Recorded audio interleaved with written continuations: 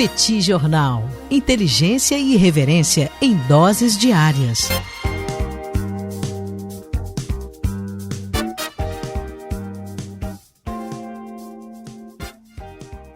Olá, gente. Bem-vindos, bem-vindas ao Petit Jornal. Esse é o bate-papo número 941. Estamos gravando numa live no YouTube do Petit Jornal. São exatamente 17 horas e 22 minutos pelo horário de Brasília. Hoje é sexta-feira, 3 de outubro de 2025. A partir de semana que vem, o Petit Jornal volta a produzir conteúdos nos seus horários regulamentares. Então, temos um bate-papo na segunda às 9 da manhã, temos bate-papo de segunda a quinta, às 21 horas, e temos o Petit Invest na sexta-feira. Então, semana que vem, volta tudo ao normal aqui no Petit Jornal, depois desse período onde nós tivemos uma dinâmica de horário um pouco flutuante em função da viagem para o Cáucaso. Aliás, fica um abraço para os nossos amigos da Latitudes. Cá está a dupla de costume, Daniel Souza, que é esse que vos fala, e Tanguy, o Bagdadi animado, contente, preparado, revigorado, resiliente, atumbante, descansado, tarifado, mas esperançoso. E no dia de hoje temos aqui um bate-papo que começa com um breaking news, Tanguy, uma notícia super importante que acabou de sair. Tudo bem, Tanguy? Vamos a isso?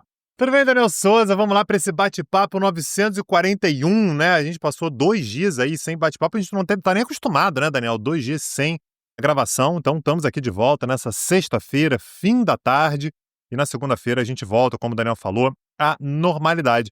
E, Daniel Souza, deixa aqui as boas-vindas a todo mundo que está junto com a gente aqui. Fui cobrado, Daniel Souza, nas ruas. Onde está o bate-papo? Cadê o Petit Jornal? Não sei o que. Cá estamos. E como o Daniel falou, com uma super breaking news. Isso aqui aconteceu, Daniel, na verdade foi divulgado alguns minutos antes da gente começar a gravar. Então, peço a compreensão, claro, a gente não tem uma informação completa, porque a informação completa ainda não está disponível para ser adquirida, né? Então, a gente não tem como saber exatamente o que aconteceu, mas aparentemente o Hamas aceitou libertar todos os reféns vivos e mortos, fazendo parte daquele plano de paz que foi apresentado por Donald Trump, sobre o qual a gente falou no início dessa semana agora. O Trump ele se encontrou com o Netanyahu na Casa Branca, né, no início dessa semana agora. Eles delinearam, portanto, né, na verdade, Donald Trump apresentou um plano com 20 pontos, e dentre esses 20 pontos nós tínhamos exatamente a libertação imediata de todos os reféns. Ainda no dia de hoje, né, nessa sexta-feira mais cedo, o Trump tinha dado o ultimato para o Hamas e falou: eu preciso de uma resposta até domingo. Domingo é o prazo, não quero mais saber, é isso, tem que ter uma resposta. E alguns minutos atrás, o Hamas, portanto, deu a resposta de que, olha, a gente aceita a libertação dos reféns. E agora todo o resto vai ter que ser negociado. Não é fácil, não é simples, tem muita coisa que está colocada ali, tem coisas que são sensíveis para o Hamas, tem coisas que são sensíveis para Israel. Então, basicamente, o que o plano do Donald Trump estabelece é que, na prática, o Hamas teria que deixar de existir, teria que depor as armas, oferece, inclusive, uma anistia para combatentes do Hamas que aceitarem depor as armas. Integrantes do Hamas, se quiserem sair, desde que desarmados e tudo, poderão sair da faixa de Gaza. E tem temas que são sensíveis para Israel, em particular para o governo Netanyahu, que é, por exemplo, uma certa indicação de que haverá um Estado palestino mais para frente, como é que isso vai ser feito e tudo. A gente gravou um episódio no qual a gente falou sobre boa parte desses 20 pontos, ainda no início de semana. Aliás, o acordo de paz proposto pelo Trump está no título, né? Quem quiser saber mais, recomendo ouvir esse episódio. Então, temos um ponto importante, Daniel. Claro que na segunda-feira a gente vai ter mais condições de trazer desdobramentos, enfim, o que está acontecendo, o que a gente pode esperar daqui para frente. Sempre com aquela cautela, né, Daniel? Isso não quer dizer que muita coisa será resolvida agora, que necessariamente um acordo de paz saiu e tudo. Tem muita coisa para acontecer, mas de qualquer maneira é um passo importante. O Hamas aceitando devolver, né, libertar todos os reféns vivos e entregar também os cadáveres dos reféns mortos que estão em posse do Hamas ainda. Nos últimos dias, a pressão sobre o Hamas foi muito forte, né, Tanguy? Incluindo países árabes, que acabaram pressionando bastante por uma aceitação. É bem verdade que o Hamas coloca aí que aceita devolver os reféns, que é o ponto absolutamente central, mas que quer discutir pontos do acordo com Donald Trump, né? Então, passa a ter ali um certo hedge, buscando algum tipo de avanço e de negociação ao longo dos próximos dias. E, aliás, Daniel, só para trazer aqui, já porque uma coisa tá mais ou menos ligada à outra, a gente teve, nos últimos dias também, Donald Trump assinando um decreto que equipara ataques ao Catar a uma ameaça aos Estados Unidos. Isso aqui é interessante porque o último país que atacou o Catar foi Israel, né? Enfim, segundo Israel, foi um ataque contra a liderança do Hamas, mas era uma liderança do Hamas que estava no Catar com a anuência do Catar, eram negociadores, enfim, do Hamas.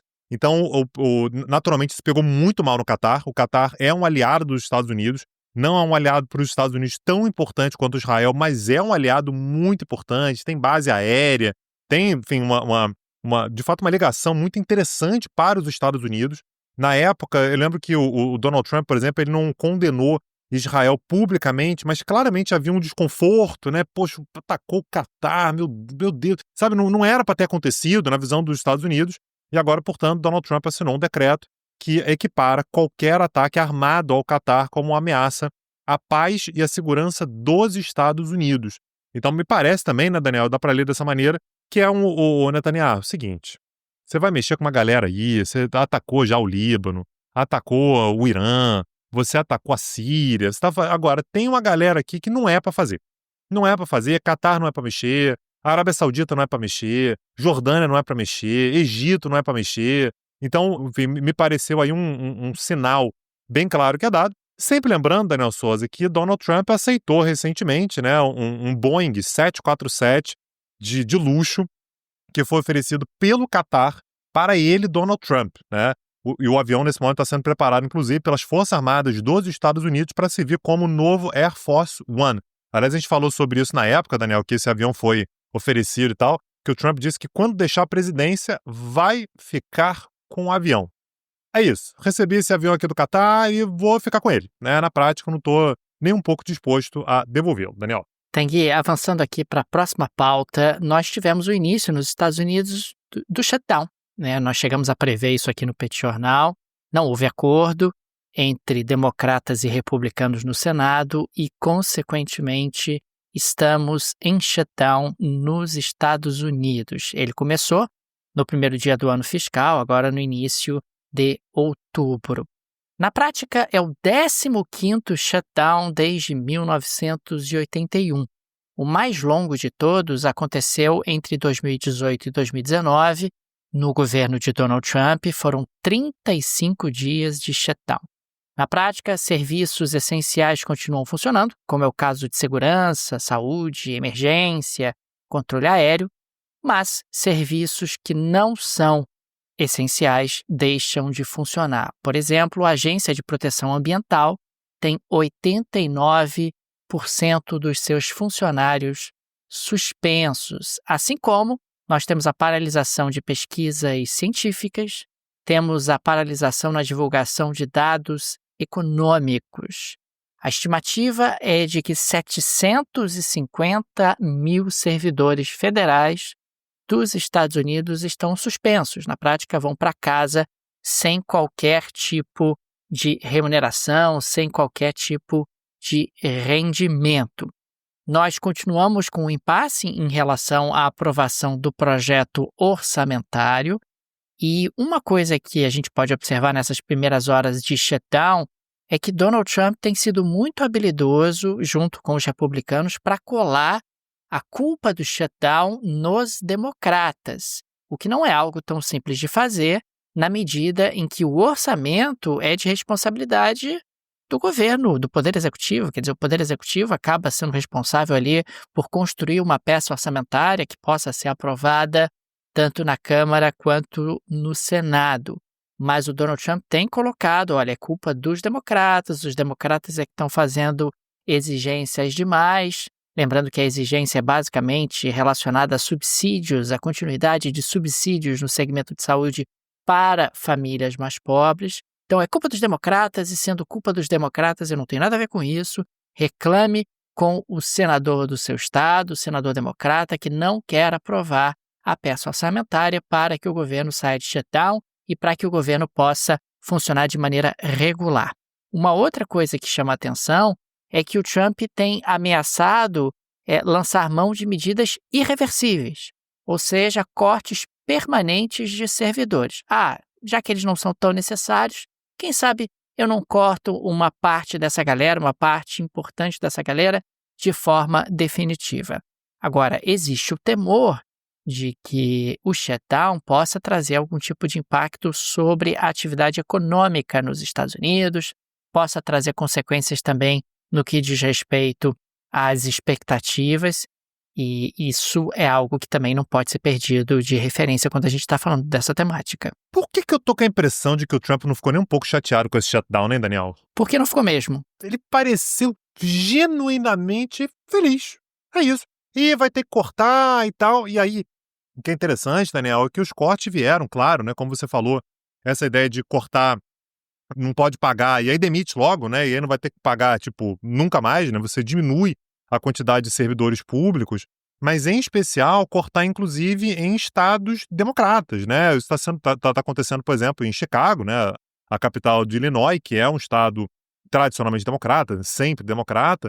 Então, cortes de despesas federais, tem que cortar? Corta lá, em estado democrata, né? Esses caras, é por causa deles, né, dos democratas, que o shutdown aconteceu. A gente não conseguiu aprovar por causa dos democratas. Então, corta lá. Mas dá a impressão de que, isso aqui a gente falou, né, Daniel, no último episódio que a gente falou sobre isso, que Donald Trump, ele sempre quis uma diminuição do Estado, ele sempre quis cortar um monte de funcionário. Aliás, o maior símbolo disso foi quando ele trouxe para perto do governo o Elon Musk, né, exatamente à frente de um departamento ali destinado a cortar despesas federais, né, o DOGE, né, a gente está falando ali, a promessa era de cortar $2 trilhões, né, do orçamento federal. Quando tem um shutdown desse, Daniel, o que ele diz é, puxa vida, não tenho opção, né? Eu preciso cortar, e vai meter a tesoura. Então, para ele, Daniel, por isso que dava a impressão de fato que o Trump ele não estava exatamente querendo negociar uma coisa que vai resolver e tal, porque para ele o shutdown não era exatamente uma tragédia do ponto de vista político, né, Daniel? A sua impressão é essa também. Não, a impressão é essa, até porque o Donald Trump ele não tem feito aí tanta força para impedir o shutdown, pelo menos nessa parte inicial, e tem considerado realmente o shutdown uma janela de oportunidade e tem tido aí muito sucesso em colar nos democratas a imagem de que eles é que são responsáveis por essa paralisação da máquina pública nos Estados Unidos. Agora, um shutdown mais alongado pode trazer impactos para a atividade econômica, pode trazer impactos para as expectativas nos Estados Unidos. Agora, é sempre importante lembrar que o endividamento americano já atingiu a casa de 37,5 trilhões de dólares, a situação fiscal nos Estados Unidos é grave, o endividamento continua crescendo e o governo Trump não está endereçando nenhum tipo de solução para esse problema, pelo contrário, levou adiante ali a Big Beautiful Bill, que cortou impostos de forma muito significativa e trará aí um impacto importante em termos de crescimento de endividamento adicional ao longo dos próximos anos. Daniel Souza, queria, antes da gente partir para a próxima pauta, trazer aqui o pensamento, né, sobre o seu investimento no seu vestuário. Queria trazer aqui, Daniel, a Insider Store. Por que, Daniel? A Insider está com uma campanha que é o Smartwear Better Living. Ou seja, Smartwear, Daniel, é a roupa inteligente, né? É exatamente a Tech T-shirt. É um tecido tecnológico que traz uma série de soluções para a sua vida, não precisa passar, não dá odor e, portanto, isso acaba facilitando toda a sua vida, Daniel, porque veste bem, você acaba fazendo investimento de longa duração e, portanto, você vive melhor dessa maneira. A Insider, Daniel, aliás, ela tem uma coleção cada vez maior. E uma boa parte da coleção que eu mais gosto na Insider é que são peças muito simples e que servem para várias possibilidades diferentes. Serve para você ir na rua rapidinho, serve para você, se você quiser estar um pouco mais bem vestido, se você precisar trabalhar com ela, se você precisar de uma calça bem alinhada, se você precisar de uma bermuda, se você precisar ir para academia, a Insider traz todas as possibilidades exatamente a partir de tecnologia, Daniel. Então, quanto mais tecnologia você puder trazer para o seu vestuário, melhor para você. E tem um link com 15% de desconto, já ia falar 35%, mas eu explico, 15% de desconto, né, com o cupom PETI, e acumula, Daniel, e com os descontos do site, o desconto ele pode chegar até 35% off, é por tempo limitado. Então aproveita, entra lá, tem uma série de promoções lá que acumulam com o cupom do Petit Jornal. Imperdível, gente. Cliquem no link do descritivo, conheçam a Insider Store, tenho certeza que vocês vão gostar demais. A Insider está sempre inovando, trazendo peças novas, sempre com alta tecnologia, conforto, durabilidade. Clica no link do descritivo e aproveita essas condições especialíssimas para os amigos e amigas do Petit Jornal. Daniel Souza, que momento vive o presidente da Argentina, Javier Milei? Que momento! Até pouco tempo atrás, Daniel, as pautas sobre o Milei eram o controle da inflação. Ele estava conseguindo uma coisa que parecia inacreditável, né? Ele estava conseguindo controlar a inflação. A inflação, de fato, né? Algum tempo atrás era muito alta, ela vem passando por um processo de um certo ajuste e tudo. Claro que há questionamento sobre os custos sociais disso e tudo, mas era uma bandeira que ele conseguia levantar. E aí, em muito pouco tempo, apareceu o controle cambial, né? Que gerou ali um certo abalo na confiança do governo. Voltou o controle cambial, né, Tanguy? Na prática, o governo argentino voltou a intervir pesadamente no mercado cambial, tanto através da venda de dólares para conter a escalada da moeda americana, quanto em limitações no que diz respeito à comercialização da moeda americana, o que na prática é uma violação da promessa do próprio Milei, que daria mais liberdade para o mercado cambial, mas dentro de um ambiente onde a reputação do governo está arranhada, dentro de um contexto onde você passa a ter uma incerteza política importante, as pessoas buscam refúgio no dólar na Argentina. O dólar começa a escalar, o governo se sente obrigado a vender dólares para conter a escalada e também a interferir no mercado para impedir que especuladores comprem dólares no mercado oficial e vendam no mercado paralelo. Isso, na prática, agrava ainda mais a perda de credibilidade do governo Milei nessa seara tão importante. Soma-se a isso, né, Daniel, todos os problemas políticos. Então, foi divulgado ali um escândalo de corrupção envolvendo a irmã de Javier Milei, que é uma das pessoas que ele mesmo diz que é a pessoa mais importante do governo, né? Tem o presidente e tem a irmã do presidente, né, que é a Karina Milei, e que ela estaria ficando ali, Daniel, com 3% de contratos públicos, cada vez maiores na Argentina. Então, contratos que já existiam, mas que cresceram muito de um ano para o outro, e que ela ficaria com 3%. Aí você fala assim, pô, mas então é isso, né? A crise é essa, tá? A crise é grave e tudo. E aí ele perde ainda as eleições, Daniel, toma ali um baile, né, dos peronistas nas eleições locais em Buenos Aires. Aí você fala, pô, mas só Buenos Aires? Buenos Aires é 40% do eleitorado do país. Então é uma derrota muito grande para o que vem pela frente. Temos eleições legislativas nacionais no dia 26 de outubro, ou seja, daqui a 3 semanas, né? O que, para o Milei, portanto, é uma antecipação horrorosa, né? A credibilidade do governo dele em Buenos Aires pode se refletir, naturalmente, tende a se refletir em eleições nacionais. E para piorar isso tudo, Daniel, um dos grandes candidatos que ele tem em Buenos Aires, nessa eleição legislativa, é um cara chamado José Luis Espert. Esse cara ele já foi, inclusive, candidato à presidência, Daniel, nas eleições de 2019. Foi aquela eleição que o Alberto Fernandes ganhou do Macri, né? O Macri tentava a reeleição, não conseguiu, o Alberto Fernandes foi eleito, o José Luis Espert, ele conseguiu um pouco mais de 2% dos votos, mas estava lá como um dos candidatos. E esse cara, Daniel, ele começou a ser questionado pelo fato de que apareceu a denúncia, com inclusive documentos comprovando que ele teria recebido $200 mil de um cara chamado Fred Machado. Machado, Daniel, é um empresário argentino acusado de narcotráfico e que está atualmente em prisão domiciliar à espera de extradição para os Estados Unidos. As provas, inclusive, teriam vindo dos Estados Unidos da América. E aí, Daniel, o José Luis Espert se envolveu de toda a confiança que ele tinha e foi dar uma entrevista na televisão. Falou assim, eu vou resolver isso aqui, vou botar os entrevistadores no meu bolso e tudo vai ser resolvido. E Daniel saiu tudo ao contrário do que ele imaginava que poderia acontecer. Basicamente, os repórteres, né, os entrevistadores ficaram perguntando, vem cá, você recebeu? E ele se negou a responder. O que ele disse é, não vou responder essa pergunta na justiça. Ô, Daniel Souza, você não faz isso na televisão. Mas ele não imaginou, Tanguy, que ele ia ser perguntado sobre isso. Cara, não é possível. E aí continuaram perguntando e tal. Ele falou em 2020, ele recebeu esse dinheiro em 2020. Eu não era candidato e nem político, trabalhava no setor privado. Posso justificar todo o dinheiro que eu tenho. Depois ele começou a dizer que a planilha, né, da empresa do Machado, né, que exatamente era a comprovação de que ele teria recebido esse dinheiro do Machado, é um papel falso de uma contabilidade paralela. Ele foi se enrolando, a ponto de hoje, então nessa sexta-feira, 3 de outubro, ele ter gravado um vídeo, que naturalmente circulou loucamente na Argentina, admitindo que recebeu o dinheiro.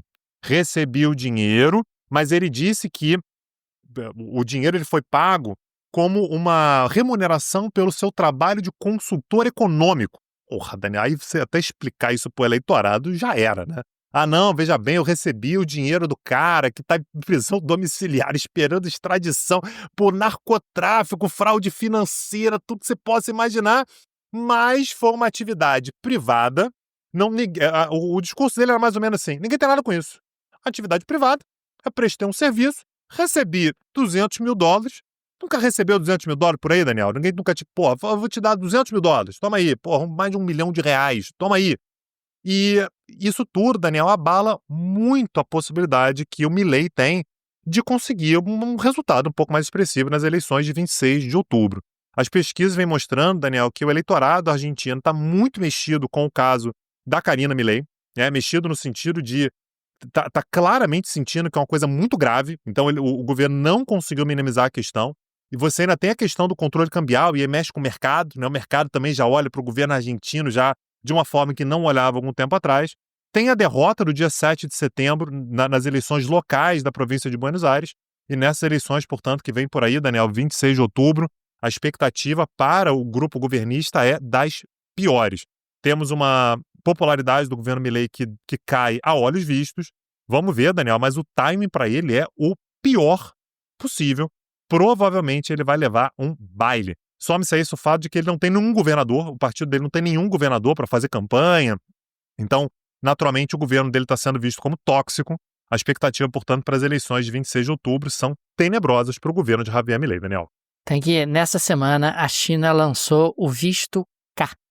O Visto K tem por finalidade atrair profissionais de ciência, tecnologia, engenharia e matemática. Ele está inserido dentro do sistema de vistos de trabalho já existente, mas tem características próprias. Não exige, por exemplo, convite formal de empregador ou entidade nacional, o que acaba reduzindo bastante a burocracia. A China busca acelerar a sua transformação em superpotência tecnológica, e o contraste com os Estados Unidos é absolutamente inevitável, uma vez que, recentemente, Donald Trump impôs uma taxa de $100 mil para a concessão do visto H-1B, que acaba sendo justamente aquele visto em que empresas americanas de tecnologia e consultoria utilizam para trazer profissionais de alta qualificação. Na prática, a gente está observando a China se abrindo em contraposição a países que se fecham. No Weibo, que é a rede social chinesa, o tema foi um dos mais discutidos no país. Houve críticas e preocupações, receio de aumento da imigração, que não é um tema tão trivial assim na China. Você também teve alguns comentários racistas direcionados a indianos, principalmente, que são um dos objetos desse tipo de política pública. Você teve questionamentos também se os requisitos seriam suficientemente rigorosos. De qualquer forma, o governo chinês declarou que haverá exigências de idade, formação acadêmica e experiência profissional para que o visto possa ser concedido.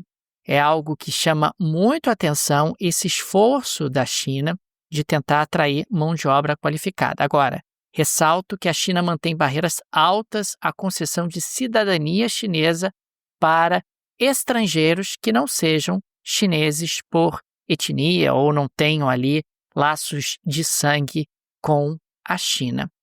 Estamos observando também uma mudança importante. Os chineses não costumam, ou pelo menos não costumavam, ter essa política tão agressiva para atrair estrangeiros de alta qualificação, mas a coisa está mudando de figura dentro de um contexto onde o avanço tecnológico é a grande aposta chinesa para suplantar os Estados Unidos.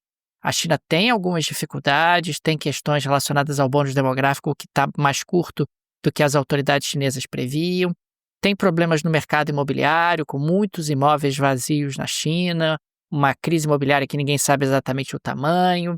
Tem também aí um problema em relação ao consumo interno em proporção do PIB, que ainda é muito diminuto e o governo chinês admite isso. A tecnologia é a grande saída, é a grande alternativa e dentro de um contexto onde os Estados Unidos se fecham, a China se abre um pouco mais para atrair profissionais de alta qualificação, principalmente no segmento tecnológico. Daria uma nota rápida sobre o Japão, né? Aproveitando que a gente já está no Extremo Oriente. Nos próximos dias, o partido governista, né, que é o Partido Liberal Democrata, ou PLD, na sigla em português. Aliás, chamar o PLD de Partido Governista é absolutamente preciso.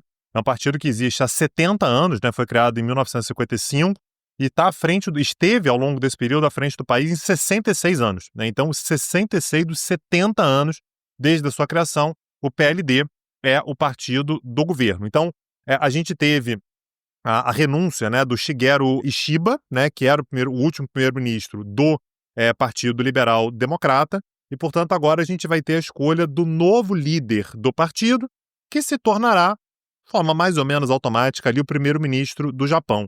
E existe uma expectativa, Daniel, com a possibilidade de... Então, tem 3 nomes que são favoritos, tem 5 nomes que estão nas bolsas de apostas, mas 3 nomes estão um pouco à frente. Então, existe a possibilidade, em primeiro lugar, Daniel, da gente ter a primeira mulher primeira-ministra da história do Japão, a Sanai Takaichi.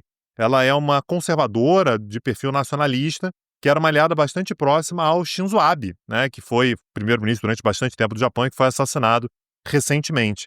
E temos a possibilidade também, Daniel, se não for ela, né, então, mais uma vez, a inovação que seria a primeira mulher a governar o Japão, de ser o Shinjiro Koizumi. Shinjiro Koizumi, Daniel, o nome eu sei que vai chamar a atenção de muita gente, ele é filho do ex-primeiro-ministro Junichiro Koizumi. Koizumi foi primeiro-ministro de 2001 a 2006, e o Shinjiro Koizumi, a novidade que ele traria ele seria o primeiro-ministro mais jovem da história moderna do país. Ele tem 44 anos, a última vez que alguém mais jovem que ele assumiu o cargo, né, como governante, foi em 1885, né? Então, em muito tempo, ele seria o cara mais jovem. Ele foi ministro da Agricultura, né, recentemente, e tem um perfil moderado, é mais um negociador e tal. E outra pessoa que ascende, né, com um perfil bastante diferente dos 2 primeiros, né, um perfil mais tradicional, mas que tem uma possibilidade grande de se tornar primeiro-ministro também, é o Yoshimasa Hisashi. Ele tem 64 anos, então é um homem, né, de 64 anos, não teria uma grande inovação, mas ele foi secretário de gabinete, então é uma figura respeitada dentro do partido e tudo, mas ao longo dos próximos dias a gente vai ver como é que isso acontece. É um processo interno ao PLD para a gente saber se teremos alguma inovação, né, no perfil do próximo primeiro-ministro, Daniel. Tem uma nota rápida. Nessa semana, a Suprema Corte dos Estados Unidos decidiu que apenas decidirá sobre a situação de Lisa Cook, a governadora do Fed, né, a diretora do Fed, que Donald Trump tenta afastar. A Suprema Corte vai decidir sobre isso apenas em janeiro, mas até lá ela permanece no cargo normalmente, como, inclusive, o próprio Fed já havia sinalizado até bem pouco tempo atrás. Ô Daniel, eu tava dando uma olhada aqui no calendário, cara, e a gente tá em 2025, né?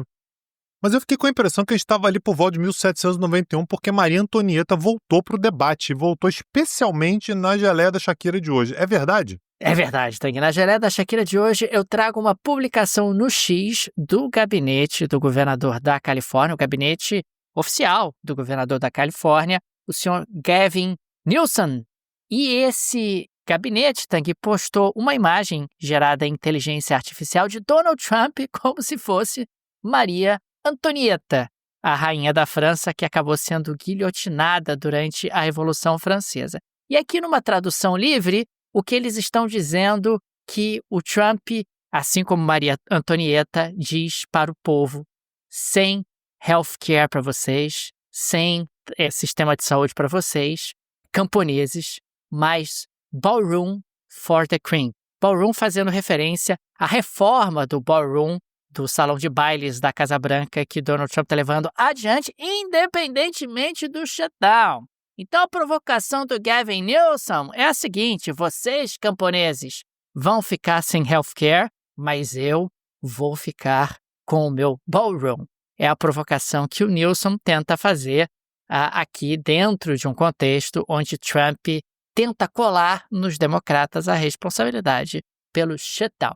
Vale a pena ver a imagem. E sugerindo uma guilhotinazinha, né, Daniel Souza? Indiretamente, ele falou assim, a última pessoa que falou isso aí, não sei, não terminou lá da maneira como tinha sonhado, rolou uma guilhotina para ela e para o marido, né? Então, fica aí a sugestão.